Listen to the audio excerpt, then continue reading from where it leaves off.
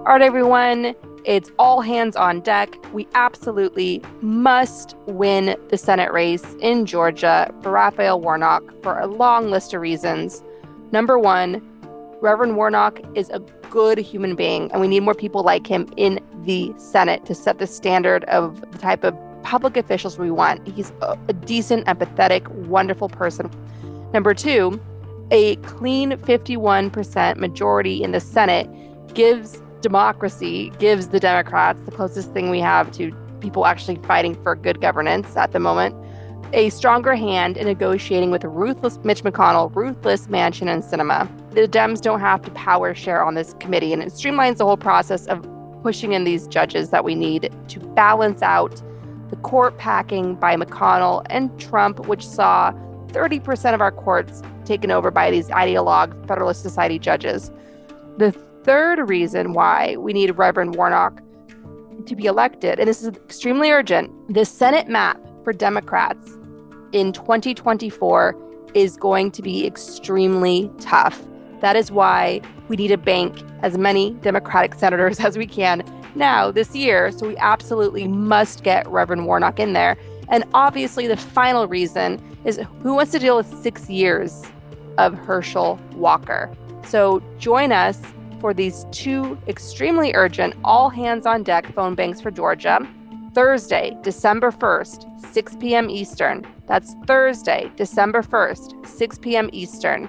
And then the final one is Election Eve, Monday, December 5th, 5 p.m. Eastern. Monday, December 5th, 5 p.m. Eastern. You can RSVP for each of these events. Come join us, hang out on Zoom. At each one, we're going to select a volunteer to get a signed copy of Sarah's latest book, They Knew, and a Mr. Jones film poster. Do not miss it. Again, all hands on deck for Reverend Warnock in Georgia. We must win this race. Thank you. See you soon.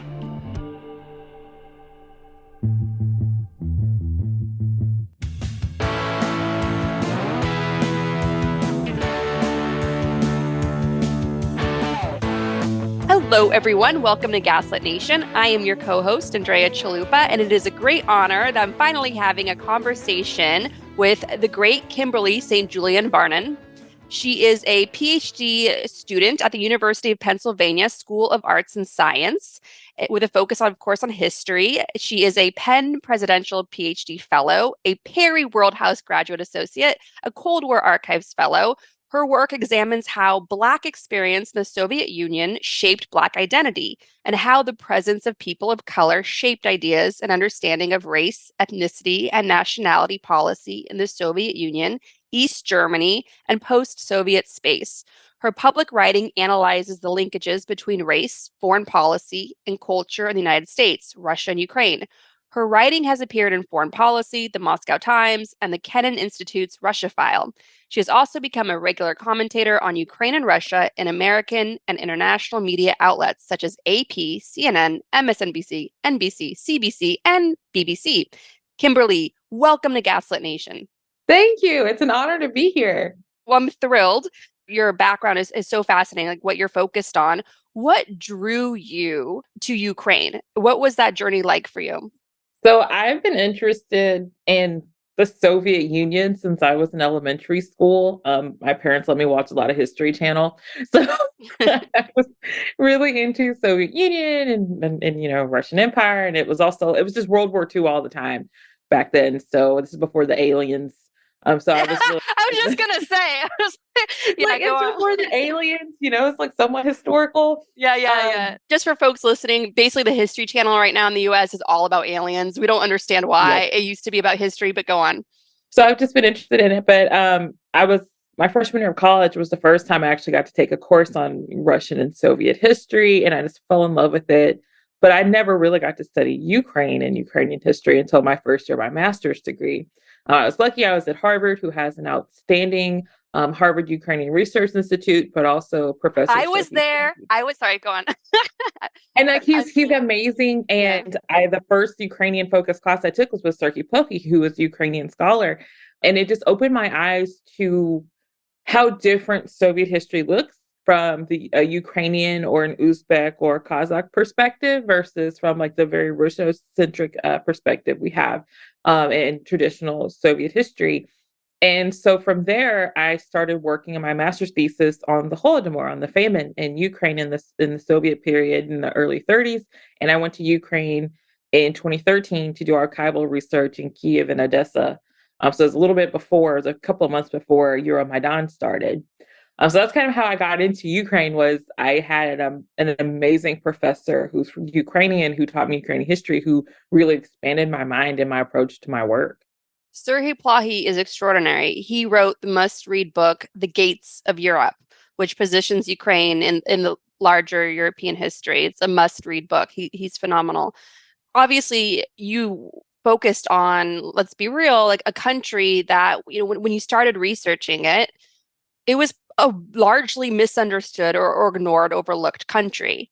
And since then, a lot has changed. What has that been for you, this sort of surreal experience where you chose this focus and suddenly it's like the biggest story in the world and everyone wants to talk to you and wonk out with you? It has been weird because like I remember watching Serhii in 2013, 2014, with the illegal annexation of Crimea and the Russian incursions into Luhansk and Donetsk. I remember watching him respond. And I saw how, I mean, his family is from Ukraine. He is Ukrainian. And to see him and so many of the other Ukrainian scholars at Huri dealing with that. And so now it's interesting because, once again, everyone's paying attention to Ukraine, but now I have like a voice, I have some expertise that I can share. But it's been interesting because I'm like, y'all could have paid attention to Ukraine in 2014, 2015, 2016, 2017, 2018, anytime before, because Ukrainians have been saying this was going to happen. And I mean, not just Ukrainians, Georgians, Central Asians, a lot of people from the former Soviet Union have been saying and been worried about this type of Russian war and this type of Russian incursion upon sovereignty. But it has been good, I think, for the field and for the study of Ukraine. A lot more people are interested in Ukraine, and a lot more people are interested in knowing about the Soviet Union and Russia as imperial powers. But also, to be fair, a lot of people are also interested in ignoring the fact that the Soviet Union and Russia were empires. And I just don't understand how you think a country can get 11 time zones big without imperialism. But maybe that's just me. Right, exactly right. And if anyone out there of any age, of any background is interested in the Harvard Ukrainian Research Institute, HURI, which Kimberly referenced, they have a summer program. They have all types of programs. They're based in Cambridge. They're on the Harvard campus.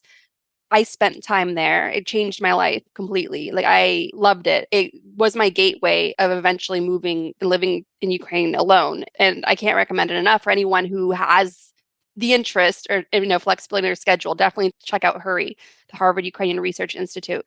So why do you think Americans or anyone in a safer, relatively safer democratic country around the world, why should they care about Ukraine today?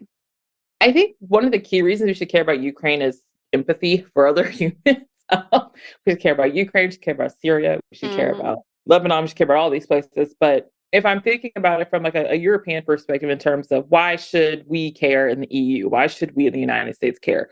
One, what Russia's doing in Ukraine is a genocide. It's cultural erasure. It's ethnic cleansing. But also, this is a replay of what Russia did in Chechnya, in the two wars Russia fought against Chechnya in the 90s, what it was going to try to do in Georgia in 2008, and what it's done in Syria.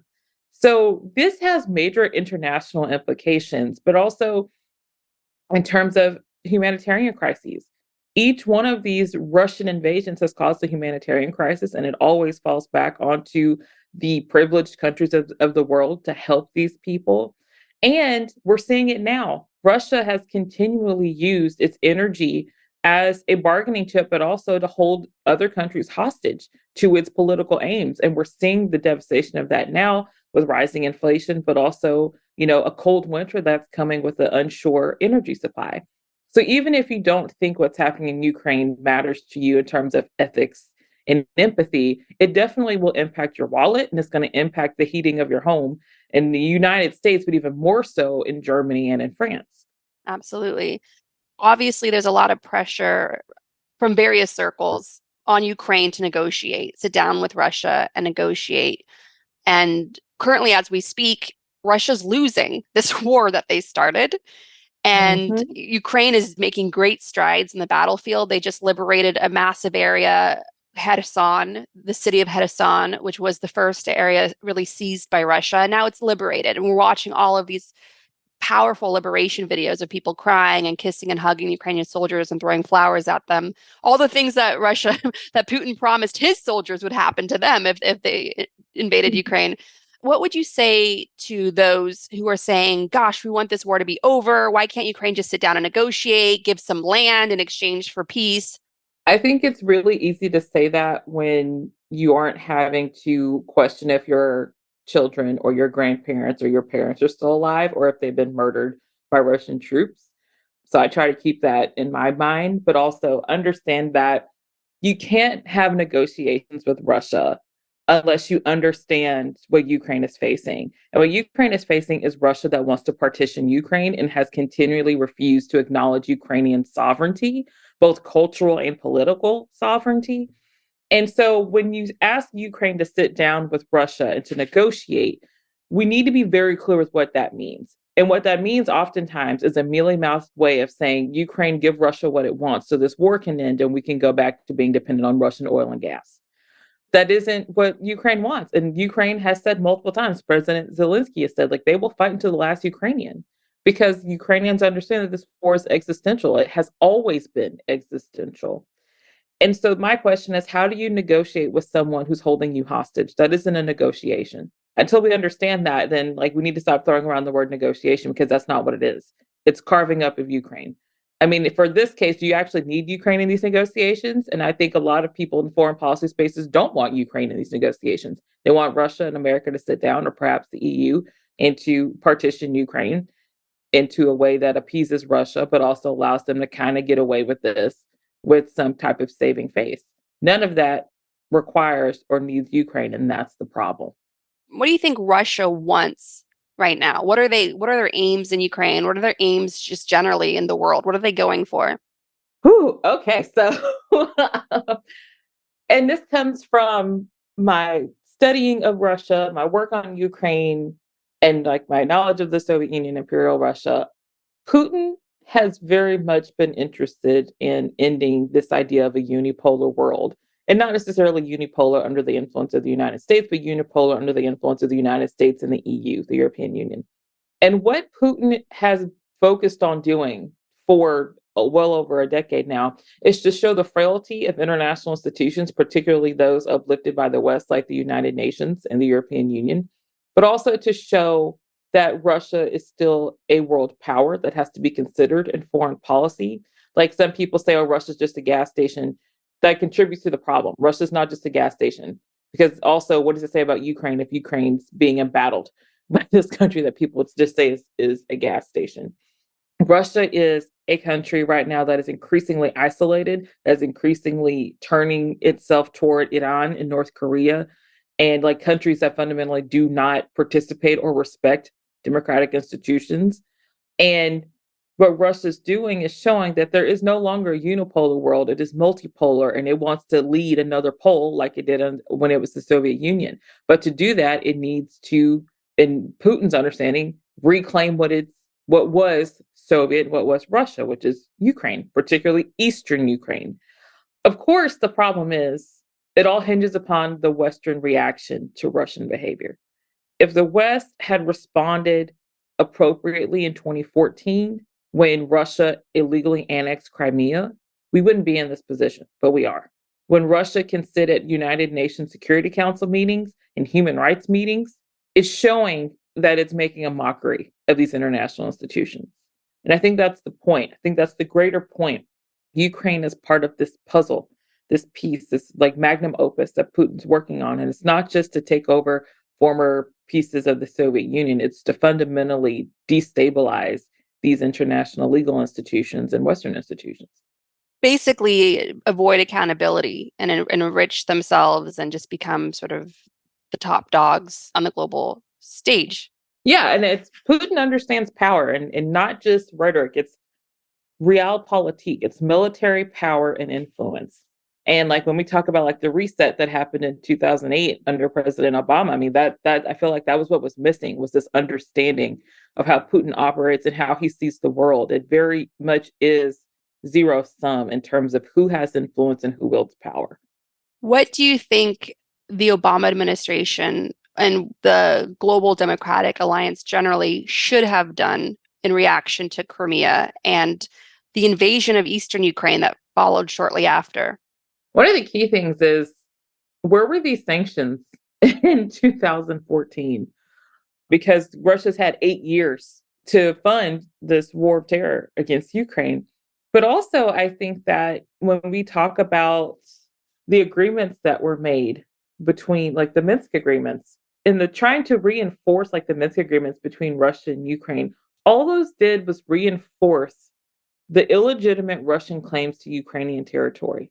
And we saw this up to January, where we were having negotiations with Russia, and these Western powers were trying to talk about the Minsk agreements and reinforcing those and trying to appease Russia. And none of it worked because they fundamentally misunderstood what this is about. Putin isn't just going to risk ruining Russia's reputation, but also ruining Russia's economic production solely to have Luhansk and Donetsk. That's not what he's after. What he has shown, I mean, and he played many Western leaders, in January and early February, where, Macron is meeting with him, and then 2 weeks later, he's invading Ukraine. And all of this is part of that show of force, but also to show the frailty of the West. And it's been working. Who does that work for? Like, who is he trolling the West for? Whose benefit? Like, who's his audience? For Russia is key, but also for Iran, for North Korea, for the Syrians who are supporting Russia, but also, as we've seen online, for a lot of people in the West whose politics have somehow aligned them with Russia. And like they help destabilize domestic policies and foreign policies in these Western countries against Russia. All of this benefits Putin, but also it benefits this greater understanding for these powers who don't want a unipolar world. And I think Iran, North Korea, and to some extent China, which is still supporting Russia, they're still pushing for that. So it's kind of like a renegotiation of the end of the Cold War. And I think that's kind of what we're seeing, is the renegotiation of the Cold War back to this antagonistic bipolarity that we thought was over. And unfortunately, if you look at a lot of American history books, they do think it's over. And Putin's showing them it's not. Wow. So if Putin goes away, let's say, because he's getting up there in years, and if let's say Putin's gone tomorrow, gets pushed down the stairs, what happens then? Is the war in Ukraine over? Does Russia cool off and we head towards another reset? What do you see after Putin coming out of Russia? So this is a difficult question. The way that Putin has operated the power vertical, right? Like how he centralized power. If he does fall down a flight of stairs and dies tomorrow, the power vacuum that could open is a concern. But I don't necessarily think the war in Ukraine ends. And what a lot of people see Putin as the embodiment of everything wrong with Russia and it's all his fault. And that's not true. There are a lot of people in Russia who support the war, who supported the initial invasion, and who have supported Putin for the past 20 years. They supported him when he invaded Georgia. They supported the Russian invasions of Chechnya in the 90s under Yeltsin. So those are some key things to understand. But also in America and for a lot of in Western countries who don't understand like Russian domestic politics, they think that a person who's a liberal or meaning anti-Putin is somehow going to be good for Russia. And that's not necessarily the case. A lot of these Russian liberal politicians have very problematic and racist views towards Russian ethnic minorities and also Russian residents who are from Central Asia. And there is significant like state and structural racism against these types of ethnic minorities. So just filling in the blank of Putin with a Russian liberal isn't necessarily going to solve the problem. What we have to think about is, if there is a reset with Russia, it can't just be a slap on the wrist. Russia needs to be held responsible, meaning not just Putin, but every single person in the Kremlin who contributed to this, every general. Putin is not in the field fighting and shooting civilians, right? These are Russian soldiers. All of them need to be held responsible and accountable for what they've done. But also, and this is key, you can't be dependent on Russian oil and gas anymore. Russian oil and gas, the receipts from Western countries have funded this war. But also, we have to think about the region. For a long time, the United States had been focused on the war on terror, and it's primarily been focused on the Middle East. You can't just ignore the landmass of Eurasia anymore. You have to focus on things east of Germany. And I think this is what the war has shown. You have to build and strengthen the relationships, not just with the Baltic countries, but I think, Central Asia, Uzbekistan, Kazakhstan, Tajikistan, the Southern Caucasus, all of these regions of the former Soviet Union that were kind of left to flounder under Russian influence following the collapse of the Soviet Union, all of these need our help and they need our support, or we're just going to keep going back to this situation where Russia is using military means and economic means to dominate its former colonial holdings. And that leaves us all vulnerable because here we are. Precisely. So we need to decolonize our understanding of Russia and Russian history and all those who have suffered from Russian imperial genocide. And by decolonizing our understanding, we have to shift towards allowing countries like the Baltic states and other Eastern European countries to basically take leadership on the strategy of countering Russian aggression because they know very well how it operates and how insidious it is. Whereas many countries in the West, namely France and Germany, have Pikachu face when it comes to it was like some guy high up in German intelligence that was totally caught off guard in Ukraine at the time when the genocidal war broke out. He had to get evacuated from the country. That just shows you how reliable of an ally Germany is when it comes to standing up to Russian aggression. They're just not. They're, for various reasons, which we've covered on the show. But what we're really being called to do, the global powers, is to decolonize their own understanding of who gets to lead us now. It's the countries that know very well the threat because they themselves have suffered under it. And so what advice would you have for people to decolonize their understanding of Russia when it comes to Ukraine? Like you spoke about it earlier, like the Soviet Union wasn't actually a union, for one thing. I think for Western audiences in particular, you have to really think about and think through some of your preconceived notions about the region. I mean, I'll be watching a TV show and they're like, oh, he's in Russian Georgia. I'm like, this is made in 2012. What are we doing? And like, oh, he's from the Ukraine. Like these little things have cultural import. And so often in cultural and like just popular media in the United States in particular, Russia is the former Soviet Union is flattened into Russia. Everything is Russia. Even in books, I tweeted about this. I was like, American historians, can you please stop calling the Soviet Union Russia when you mean the Soviet Union?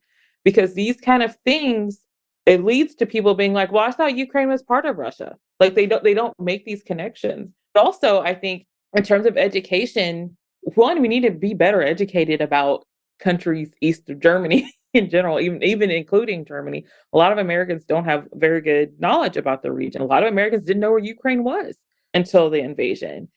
And so they don't understand these concepts when you have people from the Baltics or from Ukraine or from Uzbekistan or from Georgia talking about the threat that Russia is. If you've never thought about these countries outside of the umbrella of Russia, then you don't understand the problem.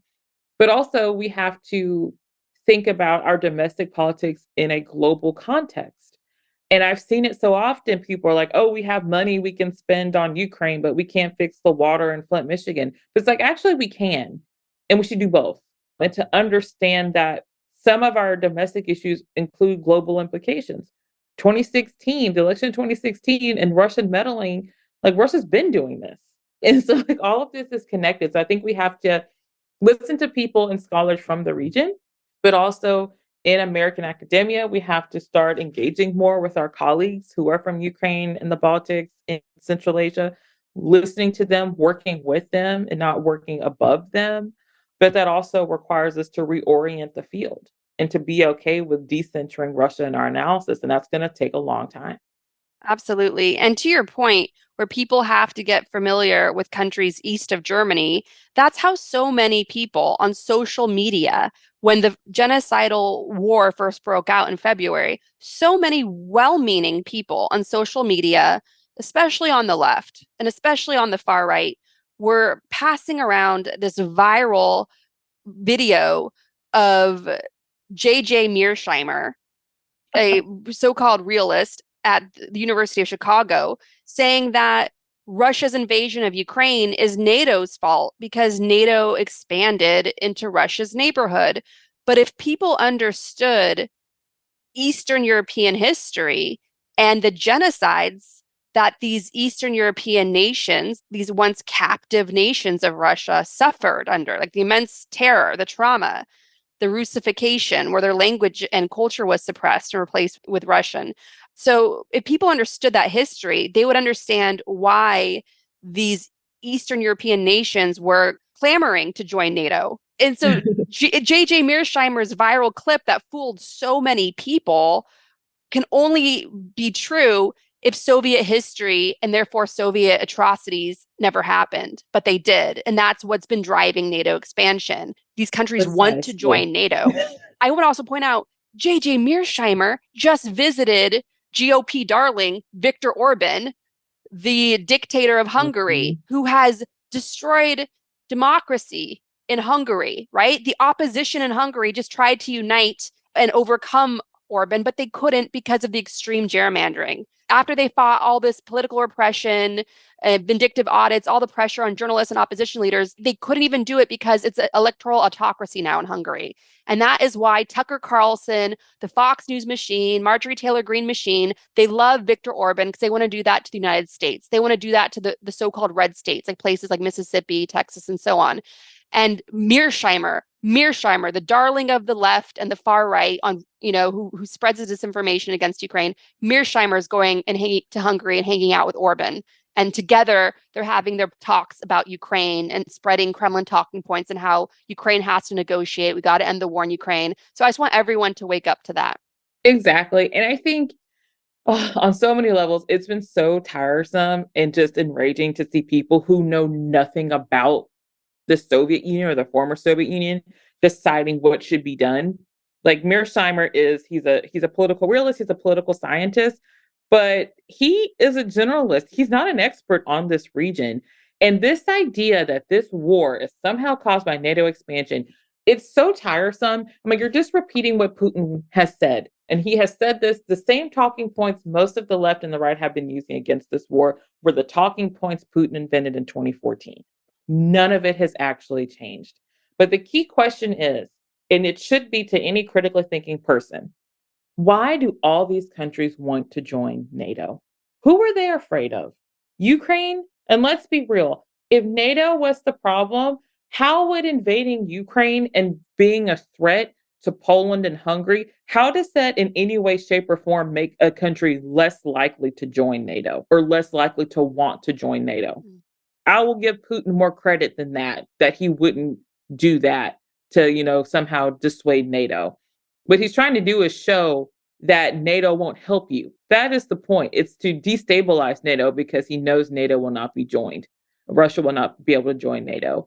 But it is enraging to see people who should know better, who have PhDs, perpetuating these clearly ahistorical myths about the causes of this war. And they are the reason why this has continued. They did this in 2014.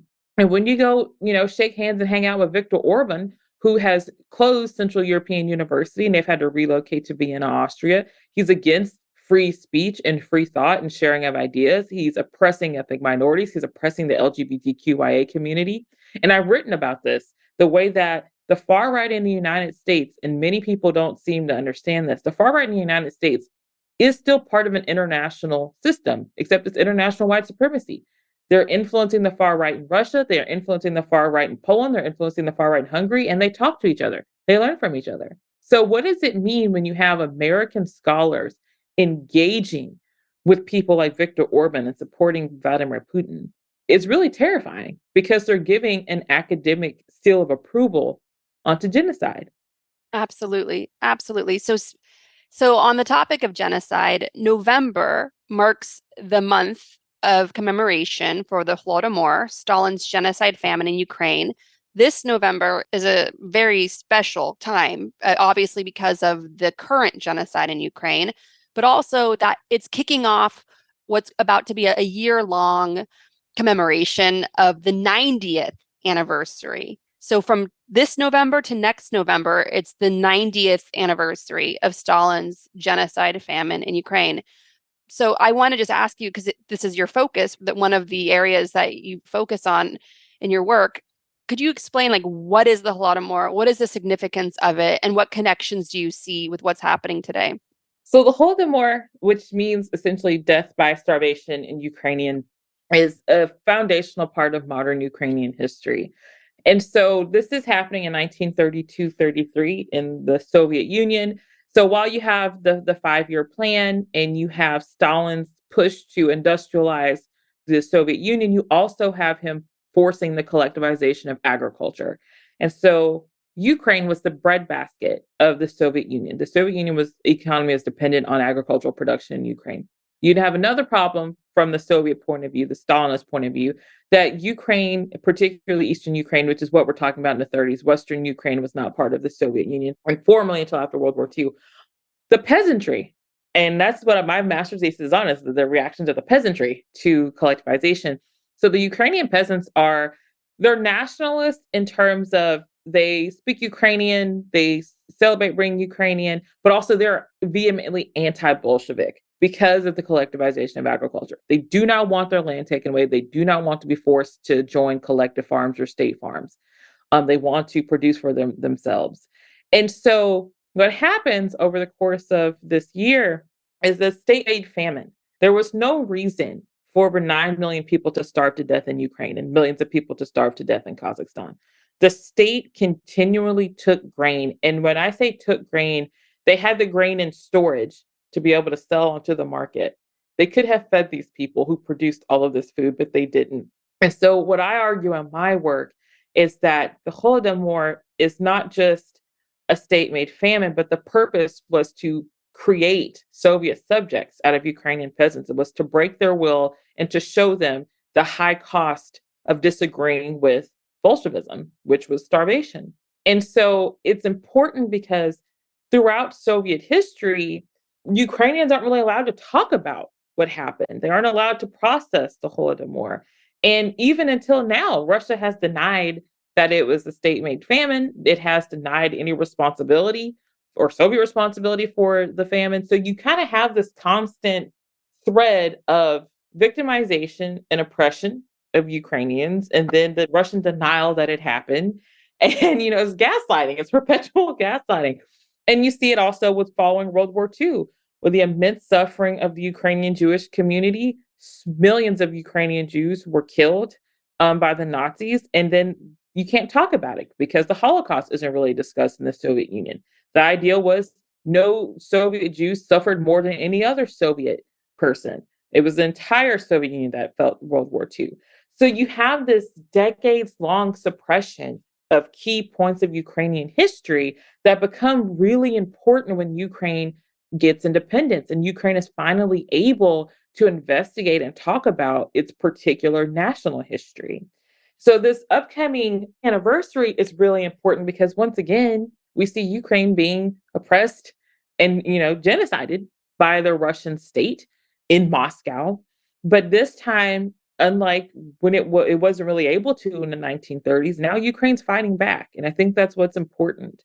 But also what's sad is when you look at where Ukraine is being hit the hardest by Russia's military and what's being destroyed, a lot of it is the agriculture. So once again, Ukraine's position as a breadbasket, not just for the former Soviet Union, but for Europe right now and for many countries in the third world, it's being harmed again. So for a lot of people and for a lot of Ukrainians, I think this is just part of this history that they've been fighting to have acknowledged, not just by Russia, but by the world. Yeah, absolutely. And we see the same so-called, the term useful idiots. That's what they were called Mhm. during the Soviet period. People in the West that were Kremlin propagandists. They're either paid off or they're true believers. And so you see Mhm. a lot of these useful idiots today. Tucker Carlson just going against reality by saying, oh, Ukraine's losing the war. It's got to sit down and negotiate. Meanwhile, it's like Russia's getting completely pushed out in major regions.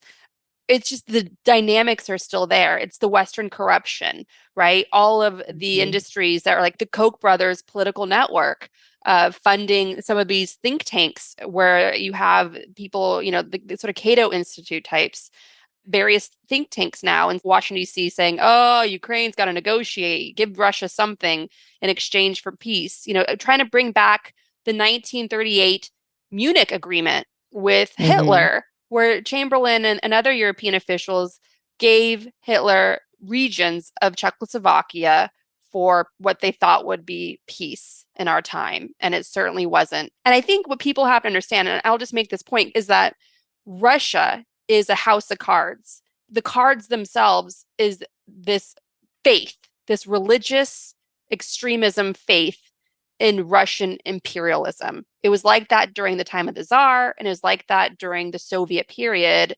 And even though they gobbled up all of these nations during the Soviet period, it was always Russian supremacy. So that's what we're up against. And that's a very big structure to untangle and confront, especially when Russians today, of all ages, are used to historical truths being quite literally violently suppressed. So I don't know what the way forward is, even when Putin's gone, because we're still going to be dealing with, because Putin is a product of this larger system. So I want to ask you, what do you think connects our fascists with their fascists? Like, what do you think the Tucker Carlsons and the Marjorie Taylor Greens and others see in Russia? Why is this marriage coming together between fascists in America and fascists in Russia? This is something I've been interested in. I know a couple of researchers are working on it, but it's just things I happen to notice, particularly like in 2020, with the George Floyd protests and the Black Lives Matter protests that were taking place in America and parts of Western Europe. And I was looking at the Russian response. And what was interesting to me is how often the Russian response was using far-right language from America, making fun of Black people who have been murdered by the police, talking about looting, saying, well, is this what Martin Luther King died for? Like just repeating the same talking points. And I think that you're the canary in the mine, right? But all the canaries have died.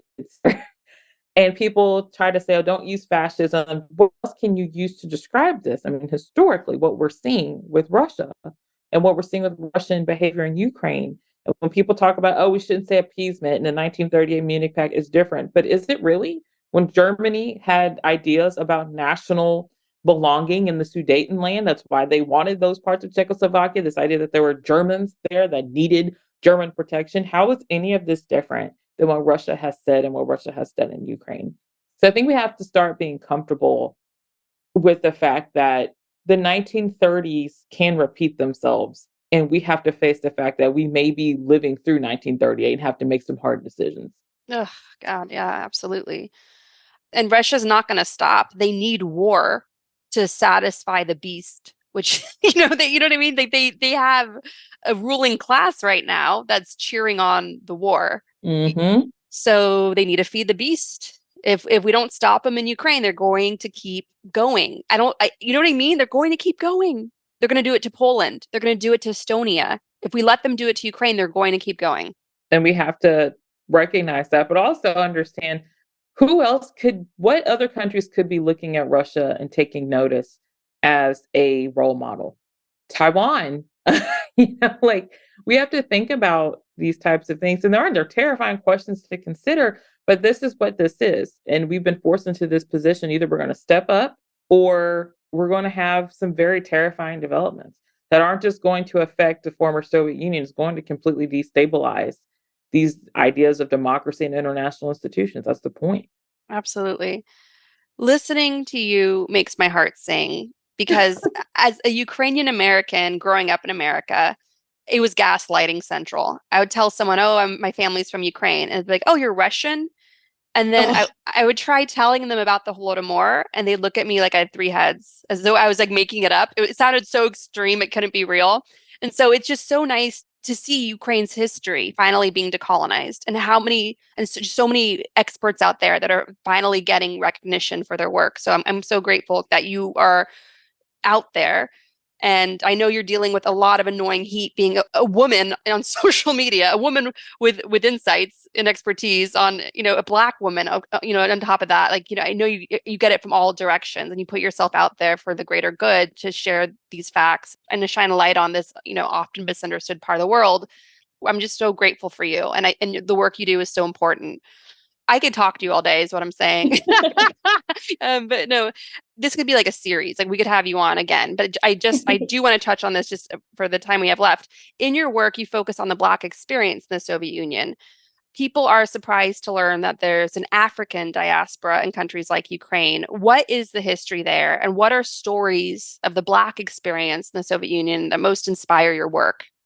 I'm so glad you said that because people really do look at me like they're like, there are no Black people in Ukraine. There are Black people in Russia. I was like, let me tell the Black people I know in Ukraine and Russia that they don't exist. I'm sure they'll be interested to know this.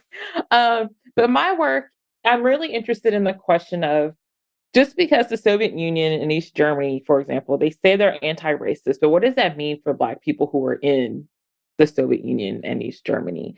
And so what I found is one, there's racism, there's anti-Black racism, but also the ways in which this idea of anti-racism being more important than actually practicing anti-racism. So, for example, you have Soviet officials when African students were protesting in the 1960s because they're being harassed and they're experiencing racism. You have Soviet officials telling African students from decolonizing Africa that they don't understand racism and that they're too sensitive. So you have those situations, and I'm interested in how we get from the 1920s and 30s, in which Moscow at night was a safe place for Black people, African Americans, and Africans to be, to where we have now, and I mean, especially in the 90s, where there's just an incredible amount of violence against Black people. That means African Americans, Africans, Afro Russians, Afro Ukrainians. So I'm interested in this question. But what's been inspiring to me is how many African Americans in particular went to the Soviet Union in the 30s and they were able to escape Jim Crow. And particularly when they went to Soviet Central Asia and Uzbekistan in particular, when they were around Uzbeks, they weren't around like Russian handlers.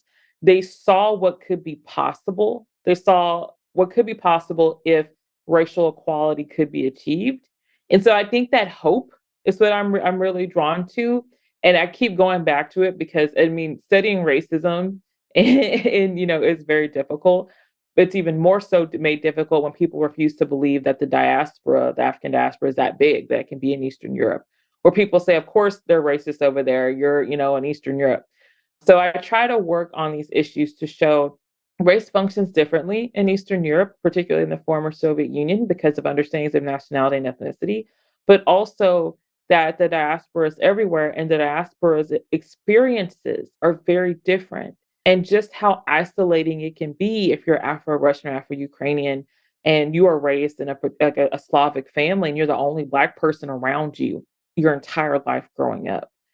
What I hope to do is to shed light on these very real people, but also to kind of counter some of these really uncomplicated narratives about race in the Soviet Union, East Germany, where you can have an ideology that says you're anti-racist and you can love and support African American civil rights movements, but at the same time, you're gaslighting Africans who are talking about racism, happening within your borders. So these are like the puzzles I like working on that all came from me being a Black woman doing research in Ukraine and meeting an Afro-Ukrainian woman. That's where it all started. Wow. Is there anything that, as we're heading into these critical winter months, where Ukraine, as we speak, is very clearly, decisively winning the war? It's not easy. The country's paying a toll. Russia very deliberately it relies on a war crime strategy, as it did in Syria and Chechnya and Georgia, and it's a genocide. But these are critical months because there are rumbles in Western media of like, enough already. Mm-hmm. Ukraine fatigue. The price of energy is going up this winter because the idiots in the West and the EU couldn't make a connection between Russia's war crimes and human rights atrocities at home with their own business interests. They made sure that they're dependent on Russia for energy instead of seeing those as red flags. So what do you want folks to pay attention to? Like, what should we be sensitive to in the months ahead? Some of the key, and this is what's been worrying me, I've been thinking a lot about the winter. One is that the people of Ukraine are the victims of Russian aggression and Russian terror. And we have to hold that in the center of this and never forget that. Despite your discomfort at paying more for gas, it is much better than finding out your entire family's been killed. So I think that's important. Two, Russia thrives on Western, not necessarily Western ignorance, but Western discomfort and Western exhaustion. This is what happened in 2014. We got tired of hearing about Crimea. We got tired of hearing about Luhansk and Donetsk. You forced the Minsk agreements to be signed and you kowtow to what Russia wants. So the winter is going to be incredibly important for continued Western support militarily and financially for Ukraine, but also for Western eyes to be on Ukraine. Because what happens when Western media leaves is when we start seeing more and more atrocities. And if Russia's committing these types of atrocities with Western media on it, what will happen when the Western media people leave Ukraine? That's what keeps me up at night.